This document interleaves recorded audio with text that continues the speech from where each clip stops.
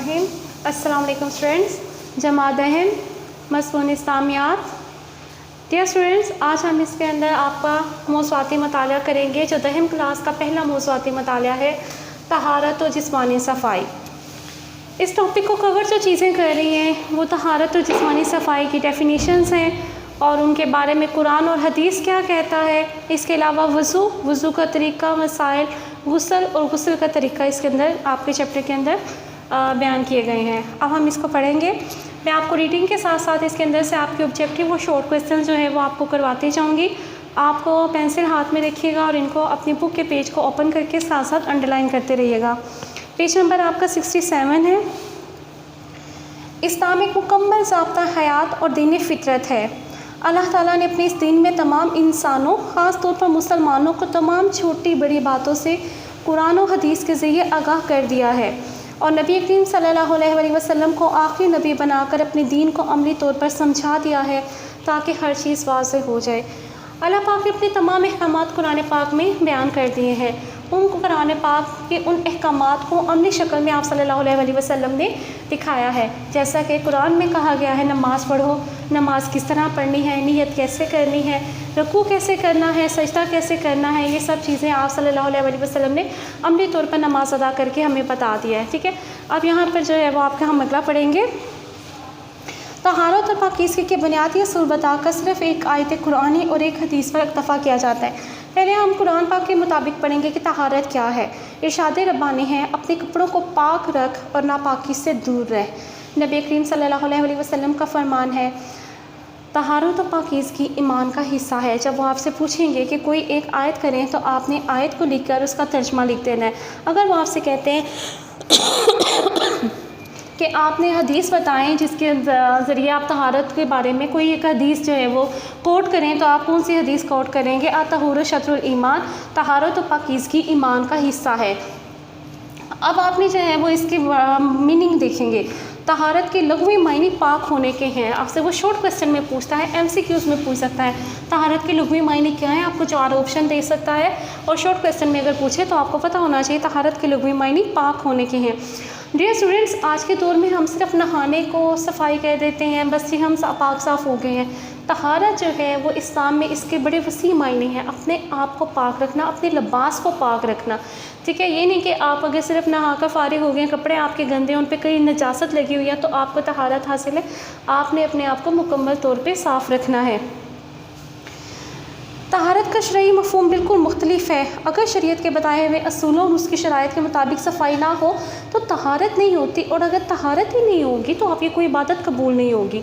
अब अगर वो आपसे पूछते हैं तहारत में क्या क्या चीज़ें शामिल हैं, तो वज़ू और गुस्ल तहारत में शामिल है। नमाज से पहले क्या करना ज़रूरी है? वज़ू करना ज़रूरी है। ठीक है, अब वज़ू के जो फ़राइज़ हैं वो भी आपको पता होना चाहिए। अगर आप उनको नहीं करते हैं तो आपका वज़ू नहीं होता। वज़ू के बगैर आपकी नमाज कबूल नहीं होगी। वज़ू के फ़राइज़ क्या हैं? चेहरे को धोना, कोहनियों समेत हाथों को धोना, सर का मसा करना, टुकनों समेत पाँव धोना। MCQs में आपसे पूछा जा सकता है वज़ू के कितने फ़राइज़ हैं, तो आपके अगर MCQs में होगा तो वो 4 फ़राइज़ हैं। अगर वो आपसे शॉर्ट क्वेश्चन में पूछता है फ़राइज़ बताएं तो आपने वो 4 फ़राइज़ जो हैं वो लिख देने हैं। ठीक है, ये वज़ू के फ़राइज़ हैं। इसके अलावा जो है चेहरे को धोने के अलावा, कोहनियों समेत जो है आपके बाजू धोने के अलावा, आपके सर का मसा और टुकनों समेत पाँव धोने के अलावा जो बाकी सारे वज़ू के जो हैं वो अफ़ाल आपके जो हैं वो सुन्नत है। लेकिन ये वाली जो 4 चीज़ें हैं ये आपके फ़र्ज़ हैं जिनको आपने हर सूरत अदा करना है। ऑन योर पेज नंबर 68, वज़ू करने का तरीका। अब मसनून तरीका ये है, उसके कितने पॉइंट्स हैं? 9 पॉइंट्स हैं। अच्छी तरह आप हाथ धोएं, 3 बार कुली करें, 3 बार नाक में पानी डाल लें, चेहरे को पेशानी के बालों से ठोड़ी के नीचे तक और एक कान की यहाँ से एक कान की लो से दूसरे कान की लो तक अच्छी तरह धोना, कोहनियों समेत बाजुओं को धोना, सर का मसाह करना, टुकनों समेत दोनों पाँव को धोना। और ये ख्याल रखना चाहिए कि पहले हम अपना दायां पार्ट धोएं, उसके बाद हम अपना बायां हिस्सा धोएं। जिस्म के अज़ा को हम 3 बार धोएंगे। ठीक है, ये आपका वज़ू है। इसके अंदर से जो आपके शॉर्ट क्वेश्चन हैं वो मैंने आपको बता दिए। ऑब्जेक्टिव कौन कौन सी आ सकती है वो भी हमने देख ली है। गुस्ल का जो है वो आपसे अगर मफ़हूम पूछता है कि उर्दू ज़ुबान में गुस्ल के मायने क्या हैं, तो वो नहाने के हैं।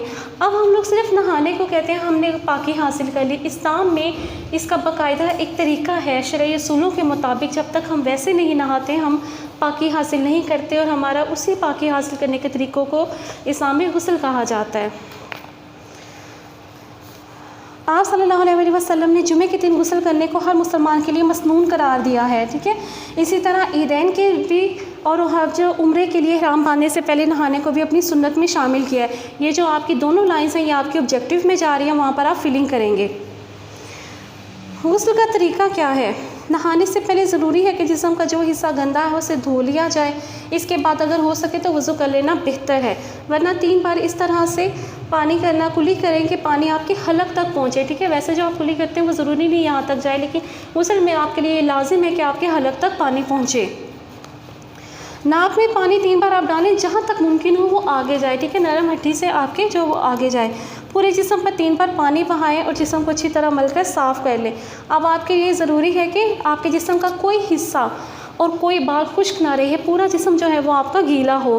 पानी इत्तदाल के साथ इस्तेमाल करें, खाम का पानी नहीं बहाना चाहिए। इसका तो वैसे ही हमसे जो है इसके बारे में पूछ होगी कि हमने अपने जो रिसोर्सेज हैं इनको किस तरह से इस्तेमाल किया है, और पानी के बारे में भी सवाल किया जाएगा।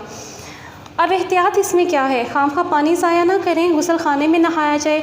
अगर गुस्ल खाना मुयस्सर नहीं है तो मर्द के लिए जायज़ है कि वो कपड़ा पहनकर नहा सकता है, औरत के लिए ज़रूरी है कि वो पर्दे में नहाए।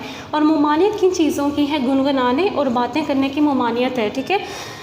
अब हमारी शरीयत ने जो तरीके मुकर्रर किए हैं इनका मकसद इंसान को तकलीफ़ नहीं पहुँचाना, बल्कि इसकी तो फ़ायदे की बातें। फ़ायदे क्या हैं? हर नमाज से पहले जो हम वज़ू करते हैं उससे ज़हनी और जिस्मानी सुकून मिलता है। जदीद साइंस ने रिसर्च से ये बात साबित कर दी है कि हमारे वज़ू का जो हर अमल है उसके इंसान को क्या फ़ायदे हासिल होते हैं। अमेरिका में रिसर्च हुई और इससे ये बात साबित हुई कि मुसलमानों में पागलपन के अमराज, पागलपन का जो मर्ज़ है वो इंतहाई कम क्यों है? इस वजह से है कि जो हम वज़ू में मसा करते हैं वो हमारे जो है गर्दन के ज़रिए, सर का जो हम मसा करते हैं उससे हमारे जिस्म के उन पट्टों को ताकत मिलती है, वहाँ पर एक बरकी रो दौड़ती है जो कि हमें पागलपन से महफूज रखती है, ठीक है। तो हमारे वज़ू का हर अमल जो है वो हमें मुख्तलिफ़ बीमारियों से बचाता है और मुख्तलिफ़ फ़ायदे पहुँचाता है। दूसरी चीज़ कि इंसान साफ़ सुथरा रहता है। साफ़ सुथरा इंसान हर एक को अच्छा लगता है। अगर आपके कपड़े गंदे हैं या आप खुद गंदे हैं तो आप किसी को भी अच्छे नहीं लगेंगे, किसी महफिल में बैठने के काबिल नहीं है। तो इंसान की जो सफाई है वो उसको प्रोमिनेंट करती है। इंसान साफ़ सुथरा रहता है, थकावट दूर हो जाती है। अगर आप थके हुए हैं, आप गुस्ल लेते हैं तो आप फ्रेश हो जाते हैं। ये इसके फ़ायदे आपने पॉइंट्स में लिखने हैं। सफाई के वजह से हम बीमारियों से भी काफ़ी हद तक महफूज सकते हैं। हमें ज़ाहिरी सफाई भी हासिल होती है और जिस्मानी भी, रूहानी भी। इबादत और काम करने में लुत्फ़ आता है। अगर आप थके हुए हैं, आप शावर लेंगे, उसके बाद जब आप काम करने बैठते हैं तो आपको काम करना आसान लगता है, ठीक है। इबादत भी कबूल होती है और काम करने की सलाहियत बढ़ जाती है। जितने पॉइंट्स हैं इनको आपने पॉइंट्स के साथ ही लिखना है, 1 2 3 4 नंबरिंग के साथ। डियर स्टूडेंट्स, आज आपका यही काम है, आपने इसको अच्छे से पढ़ना है, अपने ऑब्जेक्टिव फिल कीजिएगा और क्वेश्चन आंसर्स को सॉल्व कीजिएगा।